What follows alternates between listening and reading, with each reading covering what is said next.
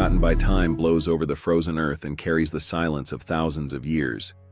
Hidden within this silence is the story of a people who were once the masters of this planet, misunderstood and often belittled. They were not crude cavemen.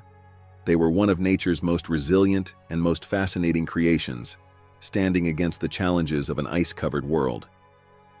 This is the story of the Neanderthals, nature's true wonders. Imagine a world very different from the one we know. Seasons harsher, winters longer and more merciless. Vast ice sheets covering the north of continents like a blanket. Slowly advancing and retreating, leaving behind enormous valleys and sharp peaks. This is the middle of the Pleistocene epoch, a time period dominated by glaciers and gigantic creatures. The sky is generally leaden in color. Even the sun's rays appear more pale, more distant. The air is sharp enough to burn the lungs. The wind howls across the treeless tundras. It carries the low rumbling of mammoth herds and the roar of a distant cave lion. This world is an arena with no room for weakness or unpreparedness. Survival is not just an instinct. It's a conscious series of decisions made at every moment. The vegetation is very different from today's lush forests. Dwarf pines, birch trees, and cold-resistant shrubs struggle to hold on to life on the sheltered slopes of valleys. Wide plains are covered with mosses, lichens, and tough grasses. Summers pass short and cool. In this brief period, plants grow rapidly. Animals bring their young into the world and store fat for winter. When winter comes, everything is shrouded in white silence. Rivers freeze, lakes ice over, and snowstorms shut the world out for days, even weeks. The inhabitants of this harsh geography are as resilient and strong as it is. Woolly rhinoceroses challenge snowstorms with their thick hides. Cave bears search for dens where they'll hibernate with their massive bodies. And in this landscape, there is a species of creature standing on two legs, moving in small groups. They are the natives of this world. They have lived on these lands, hunted, and raised their families for hundreds of thousands of years. They are the true owners of this age of ice and silence. This world is their home. They know every valley, every hill, every water source. They have learned through wisdom passed down through generations which stone is most suitable for making tools, which plant root is edible, which animal track leads where. Their existence is part of this harsh landscape. Just like the frozen rivers and howling wind, the ancestors of modern humans have not yet come to these lands. The world is largely theirs. Therefore, to begin their story, one must first understand their world. Because Neanderthals were a reflection of this merciless but magnificent world in which they lived, strong, resilient, and highly adapted. Their story is not just that of a human species, but also of a planet shaped by ice. The word Neanderthal generally conjures a certain image in minds. A hunched posture, thick eyebrows, low forehead, holding a club and making meaningless sounds. A crude creature. This image is a legacy of the first discoveries made more than a century ago, and the prejudiced interpretations of that era. One of the first skeletons found belonged to an elderly male, unearthed at La Chapelle-aux-Saints in France. This individual suffered from severe arthritis, inflammation of the joints, and therefore his bones were deformed, his posture bent. However, the scientists of that era interpreted this not as an individual health problem, but as a general characteristic of the species. Thus, the caricature of the hunched caveman was born and deeply embedded itself in popular culture. This image was not just an error in physical depiction, it was also the product of a perspective that belittled their mental and social abilities. They were seen as a failed side branch of human evolution, a primitive attempt doomed to extinction in the face of modern humans' superior intelligence. This narrative also reflected modern humans' tendency to place their own species at the pinnacle of evolution. By defining Neanderthals as our less developed ancestor or cousin, our own achievement was made to appear more brilliant. However, from the second half of the 20th century onward, advances in archaeology, anthropology, and genetics began to slowly dismantle this old portrait. Newly found skeletons showed that Neanderthals walked upright, had a posture just like ours. The fact that elderly and sick individuals were able to survive revealed that they were not beings who survived merely through brute force, but rather communities with strong social bonds who cared for the sick and weak within the group. It was understood that they didn't just make simple stone tools, but rather possessed a complex tool technology called Mysterion that required planning and foresight. This technology involved producing different tools for different tasks: sharp flakes for cutting, scrapers for scraping hide, points for working wood. This was evidence of abstract thinking and problem-solving ability. Moreover, clues began to emerge that they might have possessed symbolic thought. Pigments found in caves, eagle talons thought to have been used as ornaments, and perforated seashells suggested that they were not just creatures struggling to survive, but might also have had a kind of aesthetic understanding and identity consciousness. Evidence that they buried their dead brought to mind that they thought about death and perhaps a kind of afterlife concept. These new findings completely shattered the old caricature. We now know that Neanderthals were not primitive monsters, but highly successful and intelligent humans of their own time and conditions. Their story is not a story of failure. It is the epic resistance story of a human species that managed to survive for hundreds of thousands of years in one of the world's most challenging climates. Their misunderstood portrait is actually a reflection of our own prejudices about our past and what it means to be human. A Neanderthal's body was a work shaped as an engineering marvel of nature against the merciless conditions of the Ice Age. Their anatomy was living proof of perfect adaptation for survival. When standing side by side with a modern human, the first noticeable difference was that they had a shorter and more stocky build. This was no coincidence. This general rule seen in creatures living in cold climates aims to minimize heat loss by reducing body surface area relative to volume. Shorter limbs and a wide chest cavity kept body heat inside more efficiently. Their rib cages were not only wide but also barrel-shaped. This structure housed lungs much larger than those of modern humans. This massive lung capacity likely had two important functions. First, when breathing cold and dry air, to ensure the air warmed and humidified more before reaching the lungs. Second, in a world where every gram of energy was valuable, to rapidly pump the oxygen needed for short but intense physical activities requiring power. Spearing a mammoth at close range or bringing down a woolly rhinoceros required incredible instantaneous power and endurance, and these lungs provided exactly that. Their bones were much thicker than those of modern humans, and muscle attachment points were more pronounced. This shows they had tremendous muscle mass. A Neanderthal male possessed physical strength that could compete even with today's strongest weightlifters. This strength was essential not only for hunting, but also for carrying heavy materials, building shelters, and covering long distances in difficult terrain. Their facial structures were also part of this adaptation. Their most distinctive features were their mid-face projecting forward and their large, wide noses. This large nasal cavity is thought to have served as an internal radiator to warm and humidify the ice-cold air being breathed. Instead of going directly to the lungs, cold air approached body temperature as it passed through this wide, blood vessel-filled region. The thick brow ridges remained a mystery for a long time. Some thought it was just a genetic inheritance, while others suggested it functioned as a kind of natural visor to protect the eyes from the sun's glare or the reflection off snow. But whatever it was, this facial structure gave them a stern and impressive expression. Although we don't have definitive knowledge about their skin and hair color, genetic analyses show that some Neanderthals may have had red hair and fair skin. This could have been an adaptation to synthesize vitamin D from less sunlight at northern latitudes. In short, every anatomical detail of a Neanderthal had evolved to perfectly adapt to the icy world surrounding them. Their bodies were not crude or primitive, but rather a highly specialized and efficient survival machine. Cold was not an enemy for them, but an environment in which their bodies were shaped. They were the children of the Ice Age, and their bodies proved they fully deserved this title. Perhaps the most surprising and most debated aspect of Neanderthal anatomy was the size of their brains. The average Neanderthal brain volume was slightly larger than that of a modern human. This fact created a complete contrast with old theories that belittled their intelligence. Although a larger brain doesn't automatically mean more intelligence, this was the first clue that their cognitive abilities might be much more complex than assumed. However, the brain is not just about size. What's also important is its shape and structure. Neanderthal skulls had a different shape from modern human skulls. While ours is longer and rounder, theirs was longer and flattened toward the back. It resembled an American football. This shape difference suggested there might be differences in the development of different regions of the brain, For example, the occipital lobe of the Neanderthal brain, the back part related to vision, was larger than ours. This suggests their visual capabilities, perhaps their ability to pick out prey and dangers in dim light or snow-covered terrain, may have been highly developed.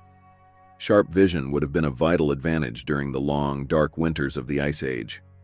In contrast, the parietal and temporal lobes, which are larger in our brains, are more associated with functions like complex social relationships, the fine-tuning of language, and long-term planning. This means the two species may have had different mental worlds. The Neanderthals' world was perhaps more focused on immediate, sensory, and spatial awareness, while the Homo sapiens mind may have evolved more toward building broader social networks and using symbolic thought in more complex ways. This can be seen as different focuses of intelligence rather than a difference in intelligence. The world that came alive in a Neanderthal's mind was probably different from ours. They may have perceived every detail around them, every sound, every smell with incredible precision. They may have been more capable than us at creating mental maps of terrain, predicting animal behavior, and rapidly adapting to immediate situations. This is a factor explaining why they were successful hunters and survival masters. Their stone tool technologies are concrete evidence of these mental abilities. The method known as the levallois technique required much more than just randomly striking a stone. Carefully preparing a stone core to extract a flake of desired shape from it requires three-dimensional thinking, planning, and the ability to visualize a result in the mind. This is a cognitive process similar to a sculptor seeing the sculpture inside the stone. The world inside this skull was also a social and emotional world. Their care for injured and elderly within the group shows they possessed emotions like empathy and long-term commitment. Understanding a family member's pain and helping them requires a complex mind. Therefore, the Neanderthal brain was not only large, but also capable. Perhaps they didn't write philosophical texts like us or solve complex mathematical equations, but they had highly developed intelligence to solve the problems of their own world. Their mind was like a sharp tool honed against the challenges of the Ice Age, and thanks to this tool, they managed to survive for hundreds of thousands of years. In the freezing darkness of the Ice Age, the heart of a Neanderthal shelter always beat in the same place, in the burning fire. Fire was not just a source of light and heat. It was the center of survival, community, and perhaps even spirituality. Control of fire was one of the most important symbols of the dominion Neanderthals established over their environment. They were not just those who found and used fire in nature, but also masters who consciously lit and maintained it. Layers upon layers of ash and burnt bone remains found at archaeological sites show that the same hearths were used repeatedly for thousands of years. This proves that fire was not accidentally, but continuously and deliberately a part of their lives. A hearth established at the entrance of a cave or rock shelter served many purposes.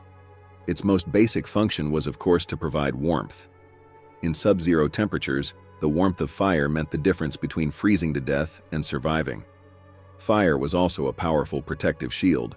Predators like cave lions, bears, or hyenas that roamed around at night instinctively shied away from the fire's glow and crackling.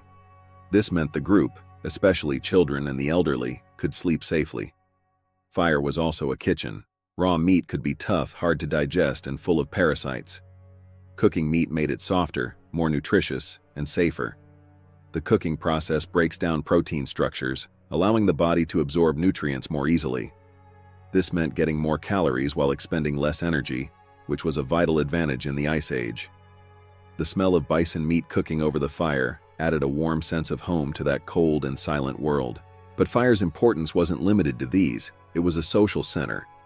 After the day's hunting and gathering was done, group members would gather around the fire. This was where tools were made, hides were processed, and the day's events were perhaps discussed in simple language. As the fire's dancing flames created shadows on faces, intergenerational knowledge transfer also took place here. Elders told youth about hunting techniques, which plants were poisonous, the location of distant water sources. Family bonds strengthened in the warmth of the fire. It was a place where the community came together, where the sense of security and belonging was reinforced. Fire was also used in tool making. For example, hardening the tips of wooden spears in fire made them a more durable and effective weapon. Heating stone before making some stone tools helped it take shape more easily. This shows that fire was not just used passively, but was also seen as a technological tool. Control of fire not only ensured Neanderthals' survival, it also improved their quality of life. It strengthened their social structures and developed their technological capabilities. The warmth of the hearth heated not only bodies, but also the spirit of Neanderthal society. That flickering light seeping from the depths of a cave was a declaration of intelligence and resilience, challenging the darkness of this age. The stone tool in a Neanderthal's hand was much more than a simple stone. It was the concrete product of thousands of years of accumulated knowledge, a complex planning process, and masterful handiwork. The tool-making tradition identified with Neanderthals is known as Mousterian and takes its name from the Le Moustier archaeological site in France. This technology was much more advanced and specialized than the crude and multi-purpose tools that preceded it. At the foundation of Mousterian technology lay a revolutionary method called the Levallois technique. Instead of randomly extracting flakes from a piece of stone, this method aimed to carefully pre-shape the main stone core to obtain a tool of desired size and shape with the final blow. This process consisted of several stages. First, a skilled Neanderthal would select a stone piece of suitable size, generally a hard and homogeneous material like flint. Then, using a smaller hammerstone, they would carefully chip away at this core's edges and surface. This preparation phase was done to control where and how the final flake would separate. It was as if making a plan to reveal the potential tool inside the stone. When all preparations were complete, a final blow would be made at a precise angle and with correct force to a special platform created at the top of the core. This blow would separate from the core a sharp-edged, nearly finished tool as pre-planned. Tools produced with this method would have a standard shape and size. This meant they were predictable and reliable. This process requires mental effort similar to a modern human assembling a piece of furniture according to instructions. Visualizing a result in the mind, planning the steps, and applying these steps in sequence. This is one of the strongest pieces of evidence that Neanderthals had the ability for abstract thinking and establishing causal relationships. They weren't just reacting to a problem, they were producing a solution aimed at a future need by foreseeing it. The Mousterian toolkit was quite diverse. There were different tools for different tasks. Sharp-edged flakes were used to separate meat from bone and cut hide. Pointed tools were designed as spear points or for drilling work. Scrapers were used to clean animal hides, scraping off meat and fat residue to make them into clothing or shelter material. This specialization allowed them to process the world more efficiently. A Neanderthal knew that the tool in their hand was not just a piece of stone, but a specialized instrument designed for a specific job. Tool-making was also a social activity. This skill was probably passed from older generations to younger ones through a master-apprentice relationship. Imagine a group of Neanderthals sitting around a hearth, an experienced hunter showing a young person how to find the right grain of a flint stone, at what angle they should make the strike. This was not just technical knowledge transfer, but the continuity of cultural heritage. The intelligence inside the stone lay not only in the tool itself, but also in its making and transmission process. Mousterian technology shows how dominant Neanderthals were over their environment. They were not those who passively used materials nature offered them, but engineers who actively transformed them, shaped them according to their own needs. That simple-looking stone tool in their hands was a symbol of hundreds of thousands of years of evolution, intelligence, and culture. Once it was thought that Neanderthals were primitive scavengers, feeding only on scraps left by other predators. But archaeological evidence completely refuted this view, revealing a much more magnificent picture. Neanderthals were the top-tier hunters of their time, hunting the Ice Age's gigantic megafauna. They didn't just hunt to survive. They also carried out these hunts with strategy, cooperation, and incredible courage. At the top of their hunting list were massive herbivores like mammoths, woolly rhinoceroses, giant deer, and bison. Hunting these animals was incomparably more dangerous and difficult than today's hunting. A mammoth was like a fortress weighing tons, with enormous tusks covered in thick hide. Bringing it down wasn't something a single hunter could accomplish. This reveals the most important feature of this hunt. Cooperation.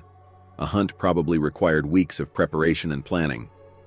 Hunters would observe the herd's movements, learn their habits, and target the weakest or most vulnerable individual, usually the young, old, or sick. When the right moment came, they would launch an attack by ambushing or driving the animal into a trap, such as a cliff or swamp. This kind of strategy requires every member of the group to know their role and act with perfect timing. This suggests they had a complex communication system. Perhaps they were giving each other instructions through sounds, gestures, or simple language. Their weapons were not long-distance thrown spears, but rather close combat weapons. They generally used sturdy spears, consisting of sharp stone points attached to wooden shafts. This meant they had to approach dangerously close to their prey. Just imagining a Neanderthal hunter standing a few steps away from a furiously charging woolly rhinoceros, trying to plunge his spear into the animal's vital organ, is blood-chilling. This close combat style has left its traces in skeletal remains.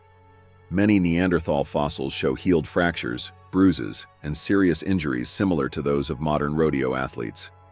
This is silent evidence that their lives passed in constant danger and physical struggle. But their continued survival despite these injuries also shows that the group cared for injured members and allowed them to heal. A successful hunt meant not just a victory, but a feast for the entire community. A single mammoth would provide enough meat, fat, and bone marrow to last a small group for weeks, even months.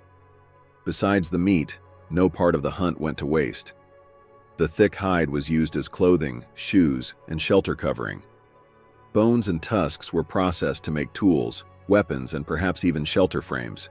The stomach could be used as a water skin. This shows how efficiently they used resources and with what deep knowledge they approached their environment. Neanderthals were hunters of giants. This title expresses not only their physical strength, but also their intelligence, planning ability, social organization, and unwavering courage. They were master strategists at the top of the food chain, shaping their environment and managing to survive in the harsh conditions of the Ice Age. Although it's a fact that Neanderthals were skilled hunters and large animals formed the basis of their diet, thinking of them as one-dimensional creatures feeding only on meat leaves the picture incomplete. Archaeological evidence and modern scientific analyses show that the Neanderthal table was surprisingly diverse and adaptable to seasons.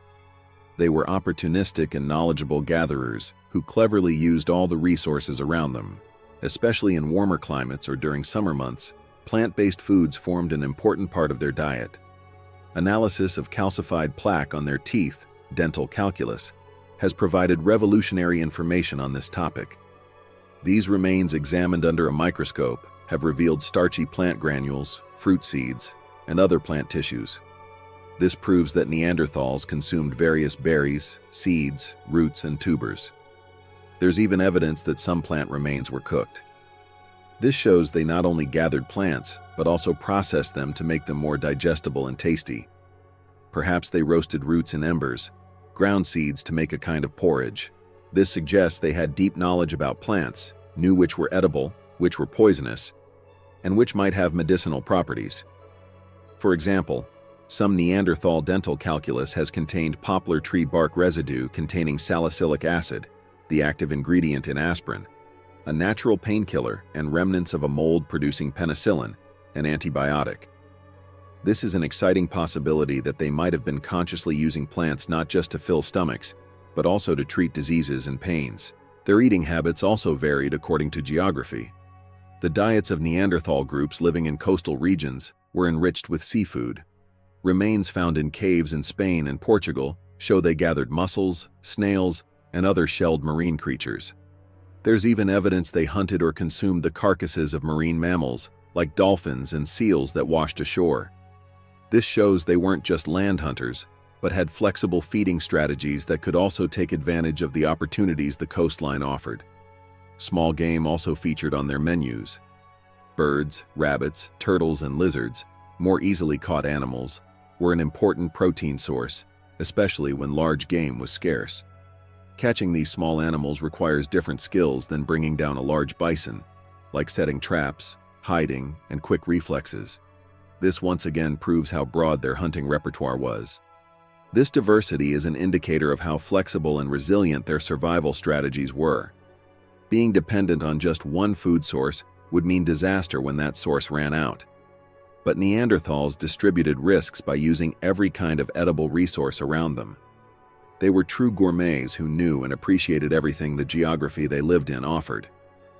Their table wasn't a monotonous menu dominated only by meat, but a rich and diverse flavor palette that varied according to season, place, and opportunities.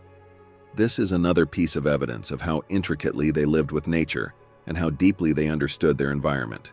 If we see a Neanderthal as only a powerful and ruthless hunter, we miss the most touching and deepest aspect of their humanity: compassion. Although in the harsh world of the Ice Age weakness seemed to mean death, at the foundation of Neanderthal society lay individuals' commitment to each other and the care shown to the weak. This is the strongest evidence that they were not just survival machines, but communities with deep social and emotional bonds. One of the most striking examples of this compassion is the skeleton of the individual called Shanidar I, found in Shanidar Cave in Iraq. This male experienced incredible hardships during his lifetime: a severe blow to the left side of his head in his youth, probably damaging the right side of his brain, partially paralyzing his right arm and leg, and perhaps blinding him in one eye. His right arm was severed or torn off just below the elbow, and the bone had healed. He also had severe arthritis and was probably profoundly deaf. Without modern medical facilities, survival in the Ice Age with such serious disabilities seems impossible. He couldn't hunt, couldn't fully defend himself, and couldn't keep pace with the group. But Shanidar I lived for years, perhaps decades after these injuries, dying in his 40s. This could only be possible if his group cared for him, fed him, protected him from predators, and prepared food for him. Instead of seeing him as a burden and leaving him behind, they valued him and ensured his survival. This is a clear indication of empathy and a sense of long-term responsibility. The elderly man found at La Chapelle-aux-Saints in France tells a similar story. This individual suffered from severe arthritis and had lost most of his teeth. Without teeth, it was impossible for him to chew tough meat. For him to survive, someone must have pre-chewed or softened foods for him. This kind of care requires not just momentary help, but constant and patient dedication. These behaviors form the foundation of Neanderthal social structure. They probably lived in small groups, with tight bonds similar to our modern nuclear or extended families. Within these groups, knowledge and resources were shared. Children were raised collectively, and the sick or elderly were cared for collectively. This cooperation increased the survival chances of the group as a whole. Even if an elderly individual could no longer hunt, they were a priceless treasure of knowledge and experience. They could teach toolmaking, care for children, or show which plants were medicinal. Every individual had value beyond their physical strength. The strength of vulnerability lies precisely here. An individual's weakness creates an opportunity for the group to show compassion and cooperation, which further strengthens social bonds. Neanderthals understood that survival was not just about being the strongest, but also about being the most helpful. Their compassionate nature completely demolishes the old image, showing them as crude monsters, and reminds us how deep and ancient the roots are of one of humanity's most fundamental values: the ability to feel another's pain and help them. Could Neanderthals speak? This question has been one of the greatest mysteries occupying the scientific world for many years. Language is accepted as one of the most fundamental features distinguishing humans from other creatures, and whether Neanderthals possess this ability is key to understanding their cognitive and social complexity. The old view was that they could only make simple sounds like grunts and murmurs. But studies in recent years on anatomy, genetics, and archaeology are providing clues that allow us to hear the echoes of this lost voice. Finding physical evidence of language is difficult, because speech organs, tongue, larynx, lips, are soft tissues and don't fossilize. But some of the bone structures supporting these organs have survived to the present day. The most important of these is the horseshoe-shaped hyoid bone located at the root of the tongue and supporting the larynx. This bone allows the tongue and other muscles to move to produce speech sounds. For a long time, a Neanderthal hyoid bone couldn't be found. But in a Neanderthal skeleton found in Kebara Cave in Israel, a hyoid bone nearly identical in shape and size to that of a modern human was discovered. This anatomically showed that Neanderthals had the potential to produce diverse and complex sounds like modern humans. In other words, they had the physical equipment for speech. Another important piece of evidence is genetic. There is a gene strongly associated with language and speech ability in modern humans, FOXP2. Disruption of this gene leads to serious speech and language disorders. With the sequencing of the Neanderthal genome, scientists discovered they had the same FOXP2 gene as us. This suggests the genetic foundation of language was inherited from the common ancestor of the two species, and that Neanderthals were also genetically predisposed to this ability. Beyond anatomical and genetic evidence, indirect evidence also points to their communication ability. Complex hunting strategies, for example driving a mammoth to a cliff, are nearly impossible without effective communication among group members. They needed to tell each other what to do, when to do it, and where to stand. Similarly, transmitting complex tool-making skills like the level wa technique from generation to generation may have required verbal instructions and explanations beyond just learning by demonstration. Imagining the existence of a sentence like, "Not like that, you should strike at this angle," makes more sense of how this skill was transmitted. So what was Neanderthal language like? It was probably different from ours. Due to small differences in vocal cords and mouth structures, they perhaps had higher-pitched or more nasal voice tones. We can know nothing about their vocabulary and grammatical structures, but we can assume their language contained rich words to describe the world around them. Words for different types of snow, expressions describing hunting animal behaviors, names of plants.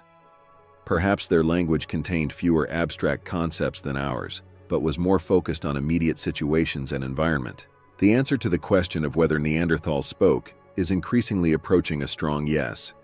Perhaps they couldn't recite a Shakespeare sonnet, but they talked with their families, told stories to their children, planned hunting strategies, and expressed their emotions. In the silence of the Ice Age, around a cave hearth, the sounds of a language different from ours, but no less meaningful than it echoed. This is a thought that further enriches their world and brings them even closer to us.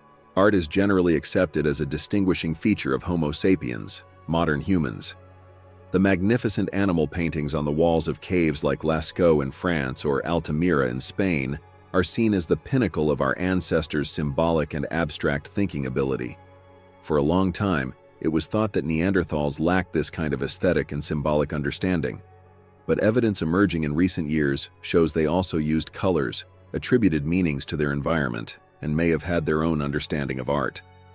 This was more a kind of personal expression and search for symbolism than pictorial art. One of the most important pieces of evidence frequently found at Neanderthal settlement sites is red and yellow earth pigment, ochre, and black manganese oxide pieces, also known as body paint.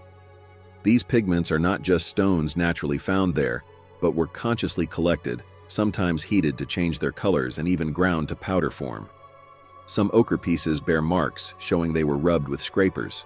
So what did they use these colors for? The possibilities are quite diverse. The most common theory is that these pigments were used as body paint. Just as in many modern hunter-gatherer cultures, Neanderthals may have adorned themselves by painting their skin red or black. This may not have carried only an aesthetic purpose.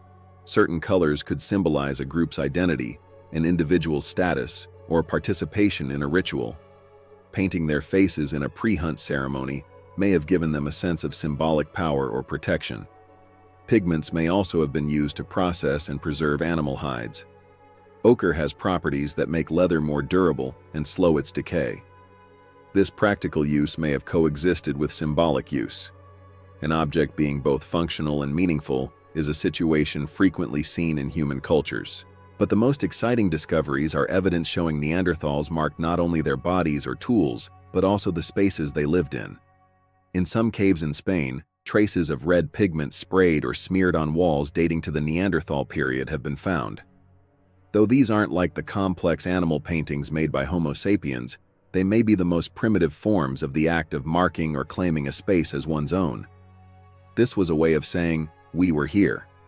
Perhaps the most controversial and most impressive evidence is simple red lines, dots, and hand stencils made on walls in a cave in Spain, again dating to approximately 65,000 years ago. This date is much older than Homo sapiens' arrival in Europe, This strongly suggests these works must have been made by Neanderthals. If this is true, it shows Neanderthals were the first humans not only to use color, but also to consciously leave symbolic marks on cave walls. Taking the colors of the earth and spreading them on a wall may seem like a simple action, but this shows an idea formed in the mind, a tool chosen to express this idea, and this expression transferred to a surface to be permanent. This is the foundation of symbolic thought. The world of Neanderthals may not have been full of art galleries as we understand them, but their world wasn't colorless and meaningless either. Using the colors of the earth, they left traces of their own minds on their bodies, their tools, and perhaps the walls of the caves they lived in. This is faint but powerful evidence that their inner worlds were much richer and more complex than we thought. Throughout human history, ornaments have been powerful symbols of identity, status, and belonging beyond being mere aesthetic objects. A necklace, bracelet, or earring can tell which group an individual belongs to, their place in the social hierarchy, or personal achievements. For a long time, it was assumed that this kind of symbolic behavior was unique to Homo sapiens. But archaeological findings have profoundly shaken this view by showing that Neanderthals also adorned themselves, collected objects carrying meaning, and used these objects to express personal identity. One of the most impressive discoveries in this area was found in Krapina Cave in Croatia. Here, a series of white-tailed eagle talons dating to approximately 130,000 years ago were uncovered. These talons weren't random food scraps. Cut marks and polished surfaces on them show they were carefully separated from flesh, processed, and probably strung on a cord and worn like a necklace or bracelet. Hunting an eagle or finding its carcass was a rare event, and the talons of this magnificent bird of prey were undoubtedly symbols of power and prestige. The Neanderthal wearing it was perhaps expressing that they were a skilled hunter, had special status, or carried spiritual protection. This was much more than just saying this looks nice. This was an identity statement. Similarly, in caves in southern Spain, seashells with holes drilled in them and painted with ochre, red earth pigment, belonging to the Neanderthal period have been found. These shells were gathered from places near the sea and probably used as necklace or garment decoration. Some shells have been seen transported from the sea kilometers inland to caves where they aren't naturally found. This shows they weren't moved accidentally, but were consciously selected and transported, that they had value. Taking a colorful, shiny, or rarely found object and turning it into an ornament requires advanced cognitive ability. This is the ability to understand that an object can carry symbolic meaning beyond its practical use. A seashell is no longer just a protective shell of an animal, but also a part of an individual's identity. This behavior suggests Neanderthals had a sense of self. They were beings aware of their own individuality, distinguishing themselves from other group members. By adorning themselves, they were externalizing this individuality and conveying a message in their social world. This may not have been limited just to personal adornments. Objects like rare fossils or interestingly shaped stones have also been found at Neanderthal settlement sites. These curio collections show they felt curiosity and interest toward unusual and aesthetically interesting objects in their environment. Perhaps they believed these objects had special powers, or were just collecting them for their beauty. In either case, this proves their world wasn't just about the struggle to survive, but also included curiosity, beauty, and the search for meaning. The eagle's talon and the sea's shell are powerful messages reaching us from the silent world of Neanderthals. These small objects tell us they were not just biological beings, but thinking, feeling cultural beings who needed to express themselves. They were resisting the challenges of the Ice Age, not only with their bodies, but also with the symbols created by their minds. Their legacy is written in the fundamental codes of our own existence, as much as in bones and stone tools. The meaning given to death reflects a culture's deepest beliefs and philosophy. What is done to an individual when they die reveals that community's thoughts about death, life, and perhaps beyond. The question of what Neanderthals did with their dead occupies a central place in our effort to understand their symbolic and spiritual worlds.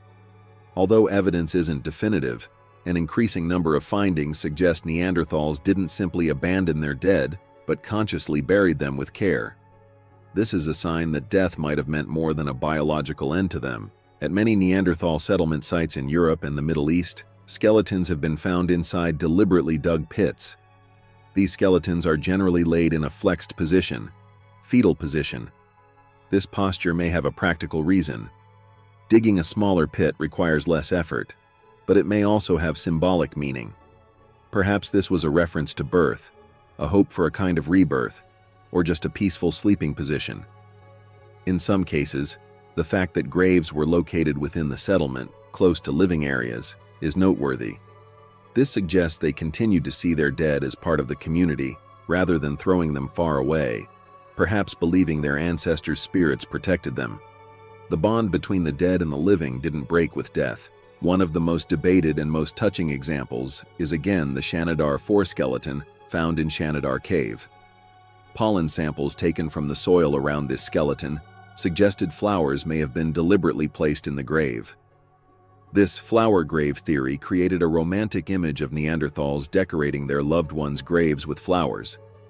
Later analyses suggested these pollens may have been carried by wind or by burrowing rodents, weakening this theory, but not completely eliminating the possibility of a ritual. Even if not flowers, the conscious act of burial itself is already a ritual.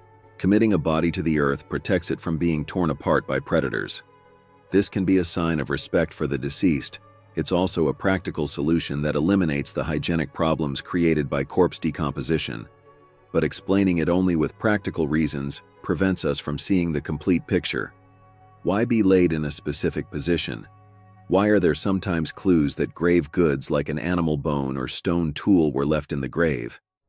At La Ferracie, France, in a grave found there, a stone slab with carved depressions had been placed over a child's skeleton. This may point to more than a simple burial, to an act of commemoration. When all this evidence comes together, we see Neanderthals had a complex relationship with death. They noticed death, valued deceased group members, and as a final act of respect were protecting their bodies. Whether there was an afterlife belief behind this behavior, we can never know for certain. Perhaps they just wanted to send their loved ones off on their final journey honorably. But whatever the case, burying a dead person requires the ability to remember the past and think about the future. This is acknowledging that individual is no longer physically there, but continues to live in minds and memories. The final sleep of Neanderthals is a silent whisper, showing they weren't beings living solely by instincts, but had deep human emotions like loss, commemoration, and respect. However impressive Neanderthals' intelligence, social structure, and technological skills were, it must not be forgotten that every moment of their lives was a constant struggle against a merciless and unforgiving world. Their resilience lies not only in their achievements, but also in the countless difficulties they faced and overcame. The Ice Age was an unpredictable place full of dangers. The climate wasn't stable like today's. It oscillated between relatively warmer periods and extremely cold, arid glacial periods in cycles of thousands of years. These sudden climate changes required Neanderthals to constantly reorganize their life strategies. Hunting grounds they'd grown accustomed to for several generations could suddenly become unproductive when forests turned to tundra, or when game animals migrated further south. This meant they had to move to new areas, develop new hunting techniques, and find new resources. Their flexibility was the key to their survival. Though hunting was at the center of their lives, it was also one of their greatest sources of danger. As mentioned before, Neanderthal skeletons are full of traces left by close combat. A broken arm, a pierced rib, or a crushed leg were part of daily life. These injuries weren't only painful, but also carried the risk of infection. In a world without antibiotics, even a simple wound could be fatal.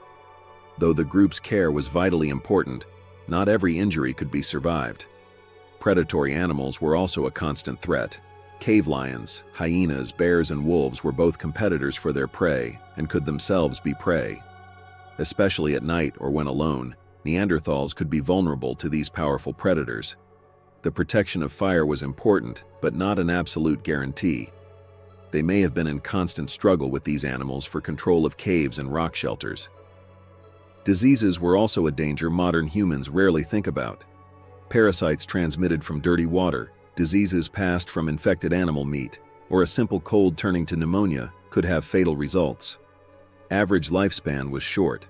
For a Neanderthal to reach age 40 was a rare achievement, and those who reached this age were probably as worn and tired as an 80-year-old person would feel today. Scarcity of resources was a constant concern. Though a successful hunt meant abundance, there could be long periods when hunting was unsuccessful. Hunger was as real an enemy as the Ice Age's cold face. During these periods, stored foods, edible plant roots, or small animals gained vital importance. Survival required constantly calculating energy. Calories spent must not exceed calories gained. This challenging world was a crucible that shaped Neanderthals. It made them strong, resilient, creative, and tightly bound to each other. Every day they had to solve a series of complex problems to survive. What will the weather be like? Where are the game animals? Can this river be crossed? Is that sound nearby a threat? This constant state of mental and physical alertness explains why they were successful for hundreds of thousands of years. They weren't simple beings living in a paradise-like world. They were monuments of will and adaptation, existing by confronting every kind of difficulty in one of the planet's most challenging environments. For hundreds of thousands of years, Neanderthals were the undisputed masters of Europe and Western Asia. They shared the landscape with other predators, but had never encountered a rival from their own kind. But approximately 45,000 years ago, from the east and south, new faces began to appear on the horizon. A new human species with taller stature, more slender build, different skull shape, and different tools was stepping onto their lands. Homo sapiens, modern humans. This encounter is one of the most important and most mysterious moments in human history. Our ancestors who evolved in Africa, in their process of spreading across the planet, encountered these native Europeans they'd never seen before. How were the first contacts, peaceful or violent? What did they see each other as, human or a strange animal? We can't find definitive answers to these questions, but archaeological and genetic evidence gives us some clues. These two groups shared the same geography for thousands of years. Sometimes there were hundreds of kilometers between them. Sometimes they lived in caves on different slopes of the same valley. Their awareness of each other's existence was inevitable. A smoke rising in the distance, strange footprints left in the forest, or finding a stone tool made with a different technique was enough for them to realize they weren't alone. Imagining the first encounter moment is exciting. Imagine a Neanderthal hunting group drinking water at a riverbank, noticing on the opposite shore a group of strangers who appeared weaker than them, but carried spears of a type they'd never seen in their hands. What would the first reaction be? Fear, curiosity, aggression, probably all of them together. Both groups try to understand each other's intentions, keep their distance, size each other up. These encounters were probably rare and brief, but over time, these interactions became more frequent. They entered each other's hunting grounds, used the same water sources, and hunted the same animals. This inevitably brought competition along with it. Homo sapiens had more diverse and more efficient tools. For example, with needles made from bone and ivory, they could sew better-fitting layered clothing. This gave them an advantage against the cold. Also, their use of tools like spears that could be thrown, atlatls, allowed them to put safe distance between themselves and their prey. Neanderthals' close combat hunting was much riskier, but these encounters weren't just about competition. The most surprising fact genetic evidence shows is that these two species mated with each other and produced fertile offspring. This means they were genetically close enough and saw each other as potential mates. How did these interactions occur? By force or by mutual consent? By one group abducting an individual from the other, or by peaceful exchange between two groups? Perhaps both occurred. Imagining a Homo sapiens woman joining a Neanderthal group or vice versa shows how complex the human story is.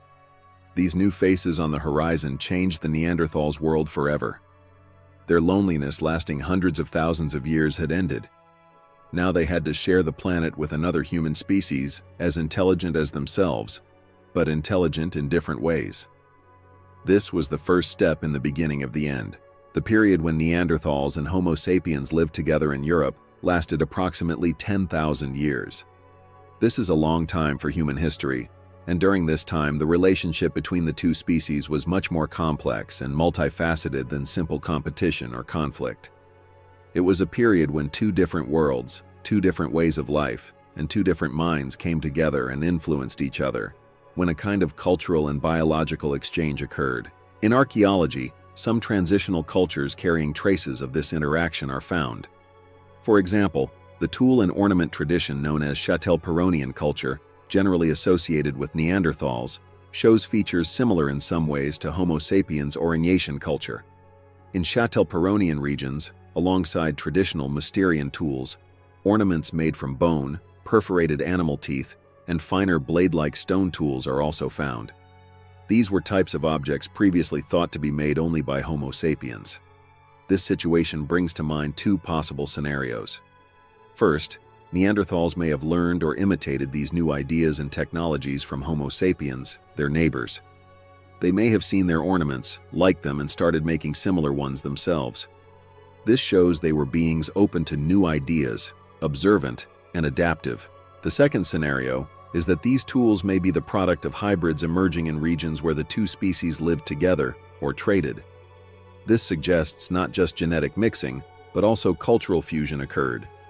This coexistence of two worlds probably oscillated between periods of peace and conflict. When they competed for the same resources, for example, for the best cave to shelter in during winter or the most productive hunting valley, there may have been tension and even violence between them. But when resources were abundant, or when they oriented toward different resources, for example, one group pursuing large game, while the other focused on small game and plants, they may have coexisted more peacefully.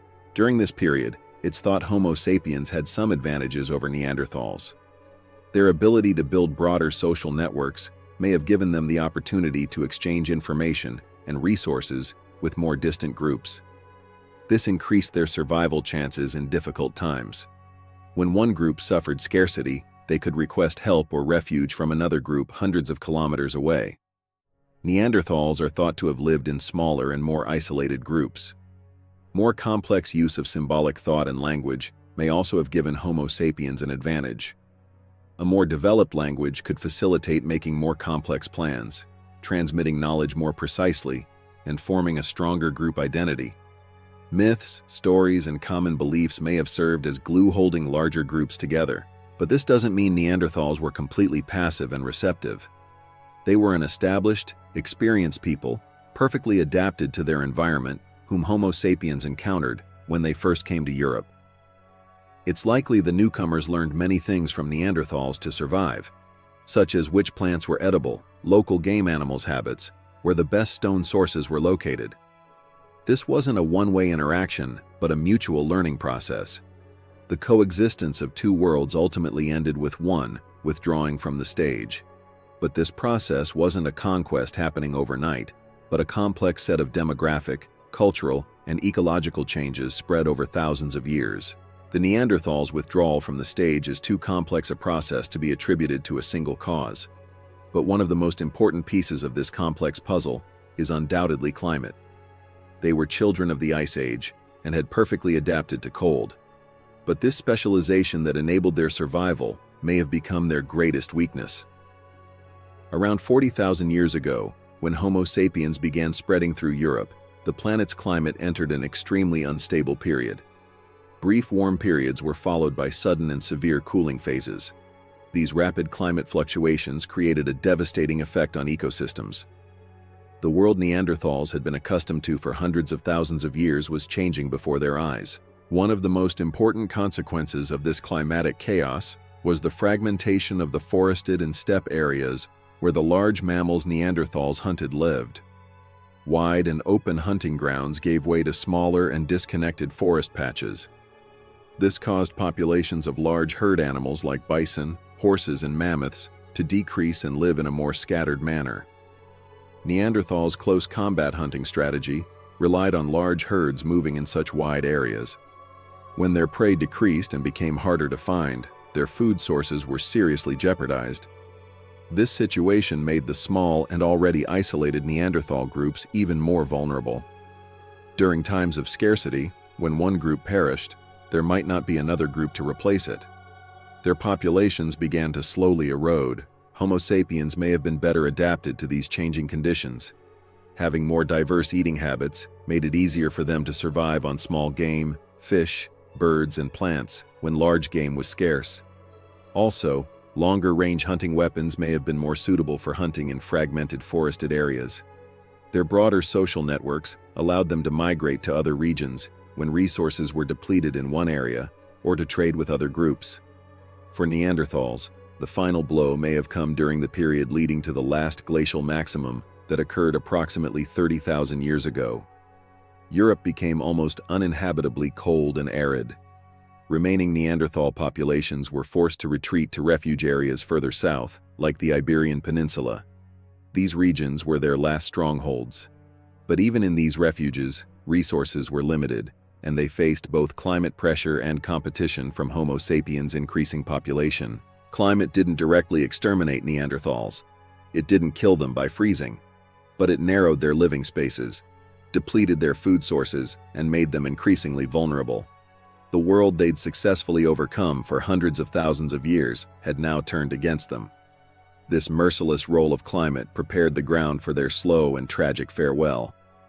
They weren't an example of failure. They were victims of environmental change faster and more severe than any they'd encountered before. Their long farewell is a reminder of how dynamic and sometimes merciless our planet can be. Although the pressure created by climate change was an important factor preparing Neanderthals' end, this isn't the whole story. The role of the newcomers, Homo sapiens, in their extinction also has critical importance. This may not have been a genocide or total war story as often depicted, but rather a slow, indirect, and largely demographic displacement process. One of Homo sapiens' greatest advantages over Neanderthals was probably having a higher reproduction rate and lower mortality rate. More efficient hunting techniques, better clothing, and broader social support networks may have enabled more children to reach adulthood. This was a simple matter of mathematics. If one group grows even 1% faster than another, within a few thousand years, it will establish numerically overwhelming superiority. Imagine a 10-person Neanderthal group living in a valley, next to which a 12-person Homo sapiens group settles. Initially, resources can suffice for both groups. But as generations pass, while the Homo sapiens group grows to 25, then 50, the Neanderthal group perhaps remains at 15. Eventually, there are more modern humans competing for the same resources, and the Neanderthal group is increasingly pushed to the margins. There doesn't even have to be direct conflict in this process. The presence of Homo sapiens may have slowly consumed Neanderthals' hunting grounds and resources.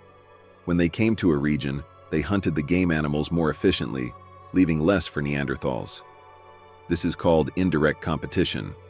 Instead of being defeated in war, Neanderthals may have slowly succumbed to hunger or resource scarcity. Another possibility is the role of new diseases brought from Africa by Homo sapiens that Neanderthals' immune systems weren't prepared for. Throughout history, the devastating effects of new microbes have been seen when an isolated population encountered a new people from the outside world.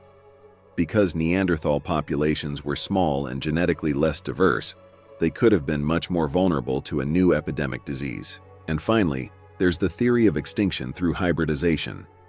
As genetic evidence shows, mating occurred between the two species. Perhaps these interactions were so intense that the smaller Neanderthal population slowly melted into the larger Homo sapiens gene pool. Neanderthal genes didn't completely disappear, but their existence as a separate species ended. As their numbers decreased, the probability of a Neanderthal mating with a Homo sapiens rather than another Neanderthal increased. Over time, the pure Neanderthal population disappeared, leaving behind only a genetic legacy.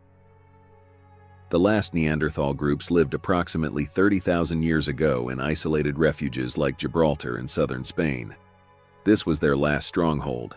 Here they made a final effort to survive in a changing world. But eventually, through a combination of climate, competition, diseases, or assimilation, they too faded into silence. The fall of the last stronghold happened not with a dramatic battle, but probably with a whisper. The last representative of Neanderthal kind sitting around a hearth, not knowing they were the last, watched the fire go out. Neanderthals may have physically vanished, but their story doesn't end here.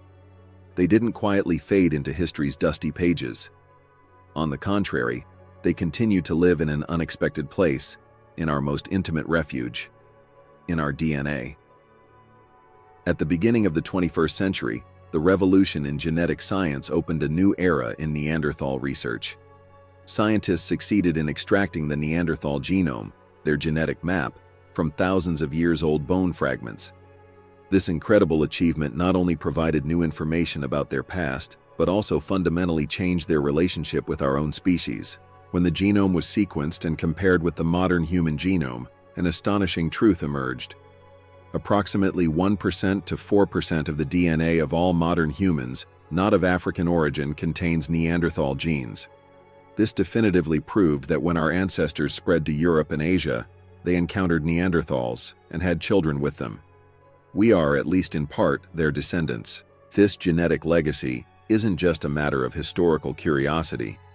Many of these genes we received from Neanderthals still affect our biology and health today. For example, some genes related to our immune system are of Neanderthal origin. When Homo sapiens came to a new continent from Africa, they encountered new pathogens and diseases they'd never faced before.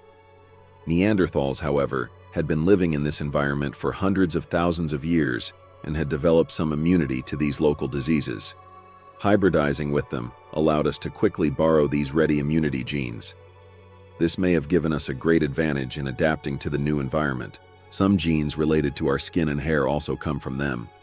Some genes producing a protein called keratin make our skin, hair, and nails more durable. The Neanderthal versions of these genes were probably better adapted to the North's colder, less sunny climate and harsh conditions. By inheriting these genes, our ancestors adapted more quickly to this new environment. But this legacy doesn't always have a positive side. Some genetic variants we received from Neanderthals have been associated with susceptibility to some modern diseases today. Some genes linked to type 2 diabetes, Crohn's disease, autoimmune disorders like lupus, and even conditions like depression have been found to be of Neanderthal origin. These genes may have been beneficial in the Ice Age environment. For example, a gene enabling blood to clot faster was vitally important for stopping bleeding from a wound received during a hunt. While in our modern, more sedentary lifestyle, it can increase the risk of dangerous blood clotting. This legacy in our genes is the most vivid evidence that Neanderthals weren't a story of failure. They didn't disappear. In a sense, they transformed within us. Their survival struggle, the biological solutions they developed against a harsh world, still live with us today. What we see when we look in the mirror may not be 100% Homo sapiens. In the shape of our eyes, our skin's reactions, or how our immune system works, there may be an echo of those resilient and intelligent cousins who lived thousands of years ago, nature's true wonders. Their legacy is written in the fundamental codes of our own existence, as much as in bones and stone tools. As we come to the end of our story, the portrait of Neanderthals has become very different from that crude caricature at the beginning. They're no longer seen as an evolutionary dead end, a primitive attempt overshadowed by modern humans, but rather are being redefined as masters of their own time and conditions, as one of nature's most successful and most fascinating creations in their own right. For a moment, let's consider their achievements. They survived for hundreds of thousands of years in one of the planet's most challenging climates. This is much longer than the time modern humans have existed. This is evidence of how resilient and adaptive they were. Their bodies were an engineering marvel against cold. Their minds were sharp enough to enable them to make complex tools, plan strategic hunts, and deeply understand their environment. They didn't just survive, they also created a culture. Their social bonds were strong. They were compassionate enough to care for their sick and elderly. This shows one of humanity's most fundamental values was present in them too. They showed respect for their dead. They consciously buried them. This brings to mind they thought about death and loss, had a kind of spiritual or symbolic world. They expressed themselves with colors and ornaments. Necklaces made from eagle talons, painted seashells show they lived not only in a functional world, but also in an aesthetic and symbolic one. They had an identity, a sense of self. They had the anatomical and genetic equipment to produce complex sounds. Perhaps they told stories to their families around the fire, transmitted their knowledge. Their extinction wasn't a sign of weakness or inferiority. It was the result of a complex process where multiple factors came together. Unprecedented climatic fluctuations, competition from a new and demographically more advantageous human species, and perhaps new diseases. They fought an honorable struggle against a changing world and eventually withdrew from the stage. But even their farewell wasn't a complete end. By bequeathing their genes to us, they continued to be part of the human story. They are part of us. Neanderthals were a wonder of nature, because they were the perfect combination of adaptation, resilience, and intelligence. They remind us there's not just one way of being human, that evolution can produce different solutions under different conditions. Their story is an invitation for us to rethink our own species' fragility and our place on the planet. Time's wind may have long since scattered the ashes of their last campfire, but their legacy continues to live underground, on cave walls, and most importantly, in our veins. They're not a lost world. They're a mirror we must look into to understand who we are. And thus, an epic hundreds of thousands of years long finds its silence. The story of Neanderthals isn't just about a simple beginning and end.